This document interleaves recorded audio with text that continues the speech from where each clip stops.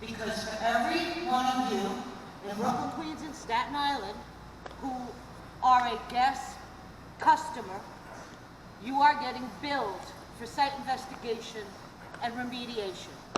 And when you're billed for site investigation and remediation, it's pennies on your bill, but the Public Service Commission that philosophically should not be allowing this has been allowing it year after year after year, and now they've changed the bill. So you can't even see that they're billing you for it. Pennies on your bill, but a lot of customers, and the longer they hold on to that money, the more interest they earn, and the less risk they have to report.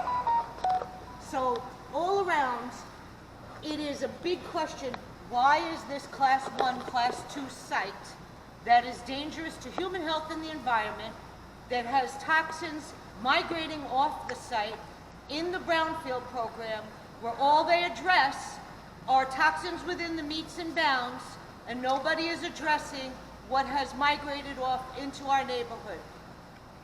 And that's what I have to say.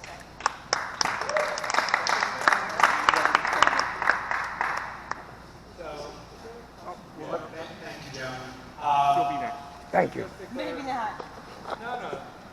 So just to clarify, as a significant threat source, deemed a significant threat in the brownfield cleanup program, the site has the same requirements as if it were to be the state Superfund program. But a and developer's doing it, and we're paying for it. And is required to remediate off-site. No, yeah, beautiful. Can I have the I mic? didn't see that in your plan. I saw the plume, but how far are they remediating off-site? Do we know how far that plume goes? Because the CAB's been asking for a plume study, and from my understanding, we don't know where the plumes begin or end, because there's 3 manufactured gas plants It's right up in there. this Look at area. them. Beautiful. So the extent of the benzene plume, again, is the figure shown, and then we also have the naphthalene plume. But if we can look at the benzene plume, It's all clean. you have Beautiful. your concentrations, and we have delineated it down to non-detect. So purple is 0.5 to 1 part per billion. The standard for benzene is 1 part per billion. By addressing the source material on site through the in-situ solidification and in-situ geochemical stabilization, we will be cutting off the source of contamination that is going into the groundwater, and monitoring the effectiveness of that through the post-remedy groundwater model. Let me ask you a question about in situ stabilization. How long does it last? Like, is it a real rock, or does it eventually crumble, and we have to go through this all again? I see it, Yeah. but, you know, to me it looks like you Just could throw it on your barbecue grill. So no, it is a solid rock monolith. We have criteria for hydraulic conductivity and permeability that we have to meet. They collect wet samples and bring them to the lab to make sure that it's going to cure in place, as well as select post-scoring to make sure that it has homogenized throughout the column. Well, that's And great. it's a long-lasting remedy. It's all great for the remedy. It doesn't really answer the question, why is this in the brownfield program that the taxpayers are paying for the deal the developer is going to get, instead of the polluter paying in the state Superfund program. And that is a real issue for me. I'm already paying National Grid to drag their feet. Pennies on Why am them. I paying a developer now to clean what National Grid should be cleaning? And it's because they got into that voluntary cleanup program that was held to be illegal in 2016. And so now we changed it into the brownfield program, but there's no rational basis for this parcel to be in the brownfield program while parcel 4 is in the state Superfund program. I don't see any reason for that. It was all the same MGP site. It was all the same. So why is one parcel in the Superfund program where National Grid is going to eventually have to pay, but DEC can't get in there for whatever reason? It's been 2 years now. While in the brownfield program, developers are paying. So not only are we paying National Grid, we're also paying the developer.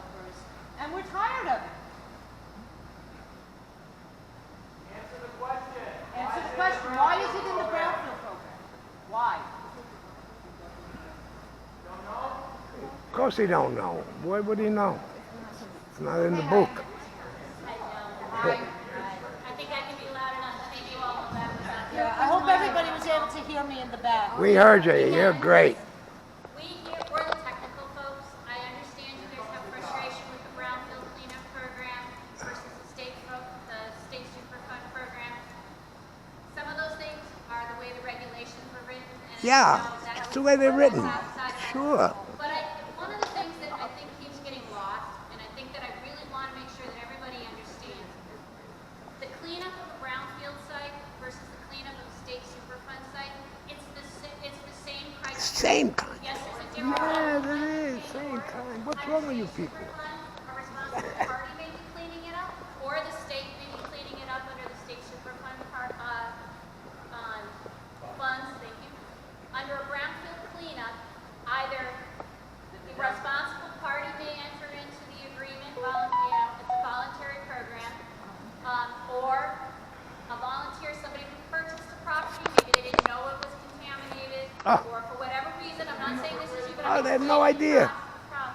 and enter into the program and be able to clean it up underneath that, because then they do get an incentive to redevelop a dirty parcel versus going to a green parcel. That's the Yeah, way the just program like with poor housing. I understand your guys' frustration with that. We've heard it. We'll take it back again. But I think the importance for here tonight is to remember we're working on getting this parcel cleaned up. We've got parcel 3. We hear it. Why parcel 4 is not in there? Nobody has offered to, it's a voluntary program. Nobody has come to the state Nobody. to say, hey, we'd like to bring parcel 4 into the brownfield cleanup program. It will be remediated. It's staying in state superfund right now so that DEC can ensure that National Grid investigates the property and remediates it to the appropriate standards. So we do hear you, and as Aaron said, with regards to off-site contamination, one of the big things to remember is that if a site is a significant threat, the off-site contamination does have to be addressed. It's not stopping, they're not stopping at that. This remedy is looking at controlling the source. The off-site portion, we're looking at that. We're looking at how we're hoping that controlling the source, remediating the source, will reduce that groundwater contamination. If you look at Aaron's photo that was up there, the contamination that's going off-site for the benzene is a very low concentration. That should dissipate very quickly once we get the source treated, and that's our goal. That's why we're looking at in situ stabilization, why we're looking at in situ geochemical stabilization to control the source.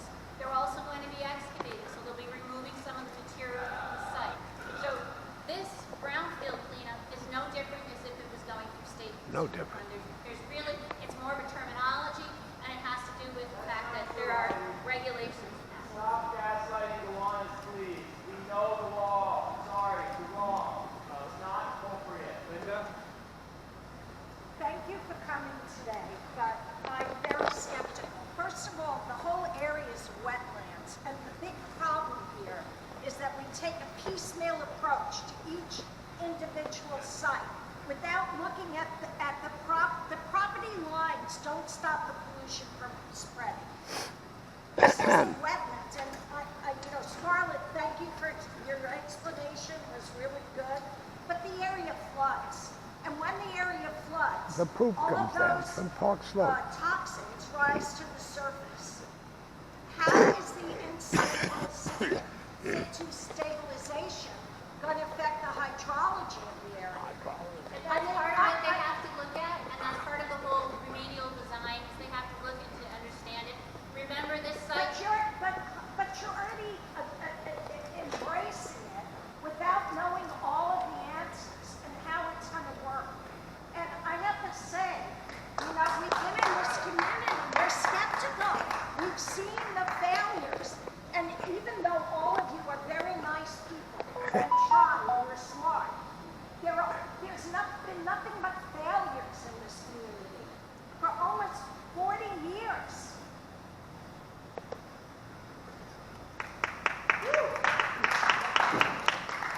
Thank you. Would you move into one of those? That's okay. I'll let her talk. Yeah.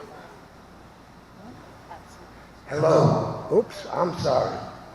40 years ago, guess where I was working? Up in Art Park in Lewiston, New York, right next to the Love Canal. I spent the last 40 years working at BAM. I played ball in this gym. I used to have to call the cops when we beat them because they didn't like to lose, say, the Rocco's down here. But this place, what's going on here is a disgrace. You realize that all of Midtown is going to be converted to housing. You're giving away land. You're giving these developers money. You're giving them everything to build affordable housing. They ain't building it. They ain't building it. They're never going to build it. And what is the rush and why? Look at these ugly pieces of crap that go from here to Flatbush Avenue. Is this what you want? I was in London last year, the only city that looked worse than New York with development. Pretty soon, none of us are going to be here, but you're not saving one of the last neighborhoods of Brooklyn, untouched, except by coal. How long was the coal there? When was the last time they made coal gas? 150 years ago. It's still down there. And you know, I believe there was a congressman named McCann who owned the garbage dump down by Hamilton Avenue. You know how Mr. Walsh became famous, the CEO of General Electric? He fought off the money to clean up above the Hudson that they destroyed with their pollution. Get over yourselves, kids, and give this to somebody. Thank you.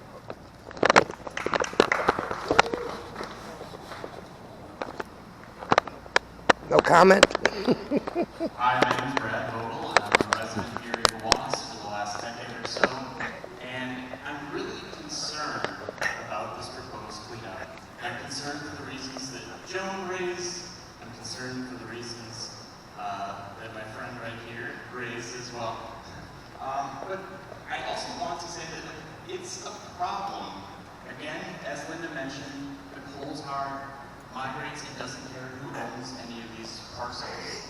But the real problem is that this whole site relates primarily to the MGP problems caused by a clear chain of liability that we can see through time, going from Brooklyn Union Gas to National Grid. The polluter is known.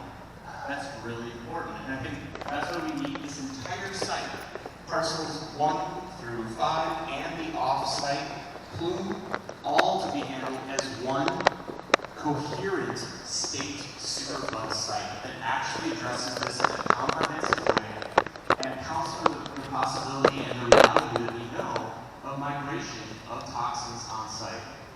Another thing, the wing wall. I mean, I know people who have, myself included, gone down and looked at the coal tar and other things that are going into the canal at the end of Huntington. And the wing wall definitely needs to be longer. It needs to go further inland, based on that very real concern and the concerns about future migration off the site. Also, the easement that you mentioned, who actually holds that easement? Who is able to enforce that easement? How does the community actually engage if the city won't do that to enforce that easement? And finally, I wanted to mention, going back to my main point about this site in particular, and all of these sites needing to be in the state superfund site. On the K, we continually saw the EPA toggle back and forth. Whenever it was convenient, it was part of the federal superfund cleanup. When it wasn't part of the federal superfund cleanup. And so we constantly got the runaround as to what level of protection and who was actually looking out for the community interests with respect to this MGP site on all of the parcels. And ultimately, I just want to remind everyone that Brian Carr, an attorney with Region 2 EPA, said at one of the Gowanus Superfund Community Advisory Group meetings, I believe it may have been a committee meeting, but it's on tape out there, he made it very clear that Parcel 3, I believe it was, should not be in the state brownfields program, but should be in the state superfund cleanup program. Again, a large part of that, as I understood his comments at the time, because the polluter is known, and it's National Grid. And again, the taxpayer should not be footing the bill for this through tax credits. it should be in the state Superfund program, paid for by the program. Thank you.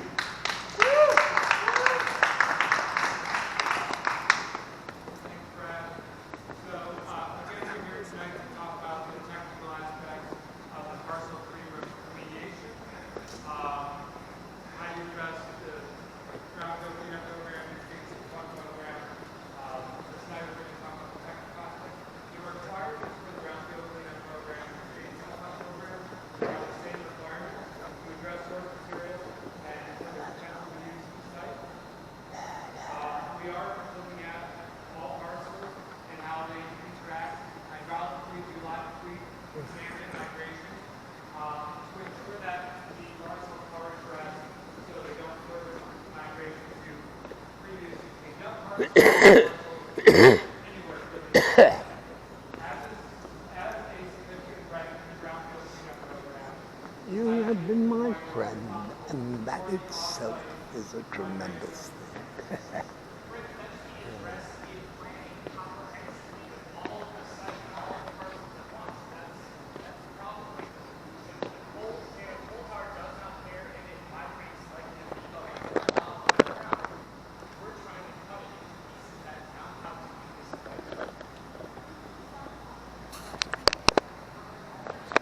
You out of here, Martin? You gonna take off? Are you taking off? Are you taking off? Or? No. So Jennifer's question, and correct me if I'm restating it properly, is who are we working with in the coordination of these sites? So parcel 3 and has a brownfield cleanup applicant, and parcels 1 and 2 have a separate brownfield applicant. National Grid is party to both brownfield cleanup program agreements. So we are coordinating with all parcels and modeling the entire all parcels with the information in trying to address the migration of contamination. By fighting the remediation, just trying to address it.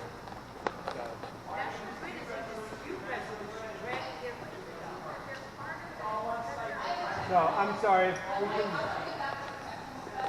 Okay.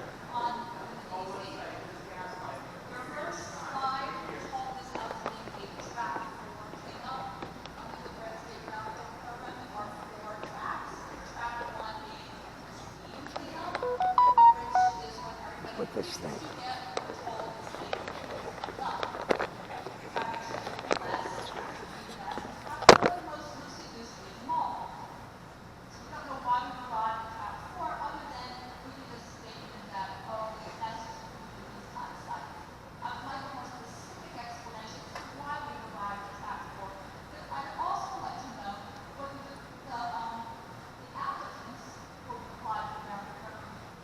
Same tax rates for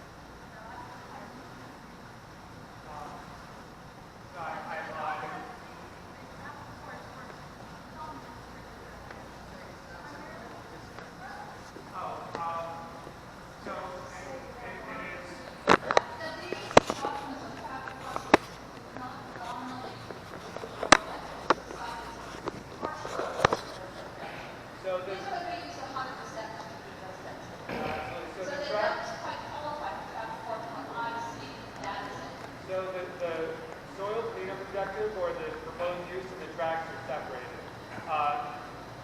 It is common for restricted residential sites to achieve a track 4 remedy. All remedies require the remediation of source material and for a, and for and so Why did we not do it track 1? so the track 4 cleanup, all cleanup requires the remediation of source material, and in track 4 cleanup we do not see the material for outside. Source material has already been addressed. The remaining material exceeding the restricted residential soil cleanup objectives must be under a 2-foot cover, meeting the soil cleanup objective. There's a mic there, lady. So I'm on the technical side, sitting there for the cleanup, for feasibility. Yeah, he'll be here. I don't have the numbers memorized. That actually is the track 1, track 1, there is The writer. additional tax credits that go along with that versus track 4. So it's the exact opposite. Track 4 doesn't receive, but we don't do the tax credits. So again, that's something that we don't address. There is a link on our website. I can send it. If you want to give us your email address, we can send it to you. It will show you the breakdown of what kind of tax credits they are. But again, that's not part of the technical part. That's not really our purview. That's written into regulations, and that we can't control. All we do is we look to make sure that the remedy is protecting the human health of the environment, which that's what they are. I'm sorry?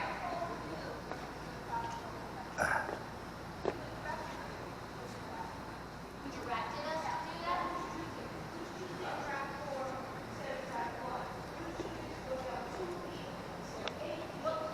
No, because that's a misnomer. Huh? A track 4 doesn't just go down to speed. Yeah. In this case, we know that Ah. track 4 is going down to -23 NASDAQ. Oh, yeah. So this is going down to, again, Goes on everywhere. You look at the map, there's like millions of them. ensure And they just don't want to pay the businesses. it's treated and we're coordinating But with EPA to it should not be done. It should be shut down. human health of the environment in the upland and also with the canal. Yeah. Work with EPA, They're not going to stop. where something not being repaired, EPA generated No, I got you. I got you, young lady. I hear you. They don't want. They only want to talk about their plans. They got their plans. They have a book. They practice all week.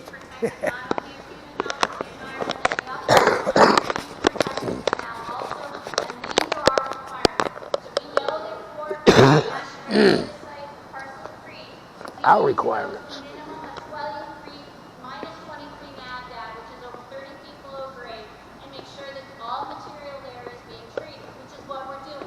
Some of it will be done by excavation, and some of it's going to be done either by ISGS, or in-situ stabilization, or some technology like that. How are you going to stop the claims on parcel 4? We are working on that, and we understand we have work to do still on parcels 2, 3, or 1 and 2. We're numbering, and we understand parcel 4. While tonight we're only presenting on parcel 3, please be assured we are looking at all of the parcels holistically. We're looking at the area. We understand the neighborhoods there. As some of you know, we've done a soil big intrusion study there. We've asked for National Grid to do to track their food off-site. Again, although tonight's remedy is not necessarily addressing those things, we are looking at them and making sure that the remedy that we're picking on parcel 3 is going to work with what we are looking to do on parcels 1 and 2 and on parcel 4 when we get access. We understand that it's been a very No, I don't frustrating understand. process.